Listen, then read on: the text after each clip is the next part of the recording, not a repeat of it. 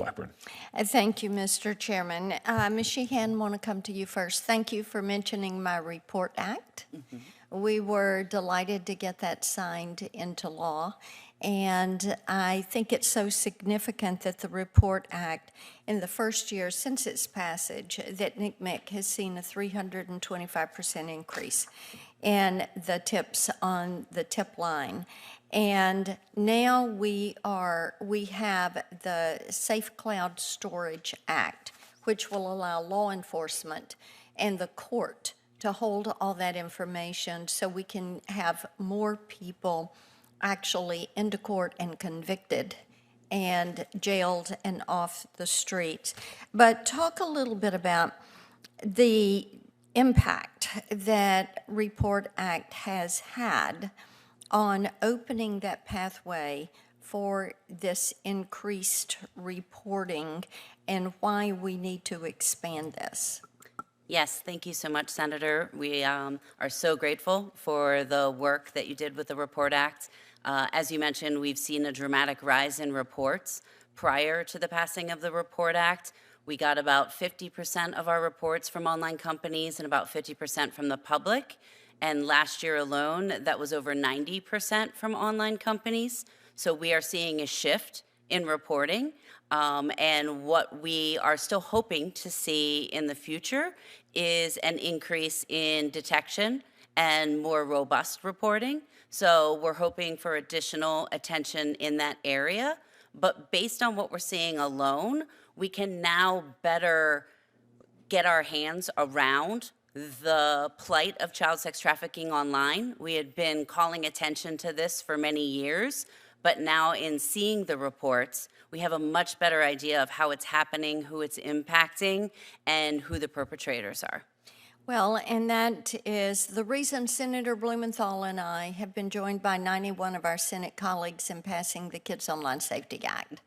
And working on that legislation for 5 years, it points to specifically why big tech has to be held accountable for safety by design. And you know, I find it so interesting that some people try to say it's a free speech bill. It's not, it's a product safety bill.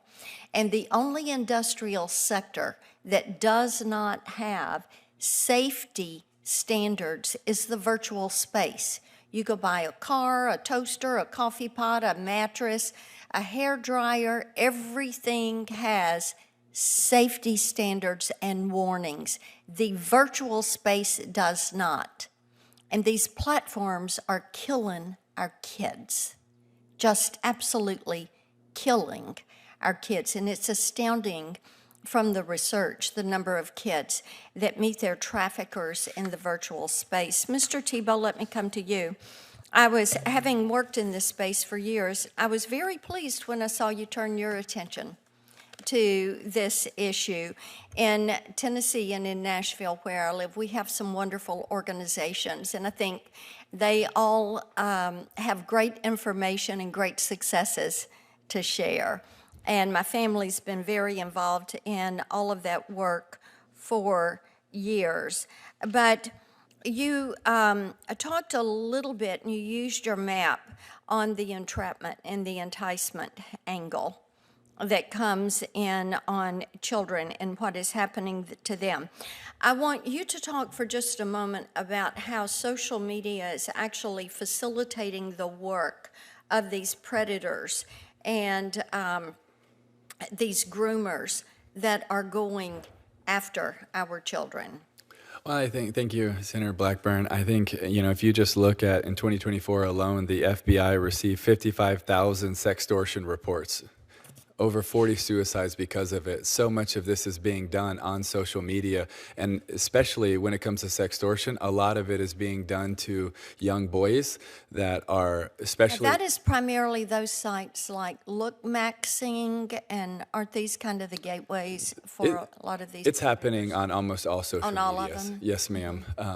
But I think one of the things that has to be changed is there is a lot, you look at Nigeria, the Ivory Coast, and I believe it was 2024 as well, that Meta took down 74,000 accounts in Nigeria alone. because they were trying to sextort boys and girls right here in America. So this is a huge problem that is not being talked about enough, and they are looking for the vulnerability to lure a boy or girl, getting a photo from them and then holding them hostage to it. And it especially for young boys that have a platform in high school that are maybe an athlete or something like that, because they feel like they have more to lose, although anybody suffering is terrible. And so they're kind of isolating them out more so than the rest because they have a platform and they don't want to lose it. And it's leading to a lot of boys and girls that are suffering because of it. Well, Senator Klobuchar mentioned some of the work we've done with trying to build a database. One of the things, we've had several pieces of legislation, the Save Girls Act, which is grants that go to local law enforcement. And Ms. Jaffa, I think your organization, you all have worked with some of those. We have one that will put awareness signage in our interstate highway rest centers so that kids have a way to contact if they are being trafficked.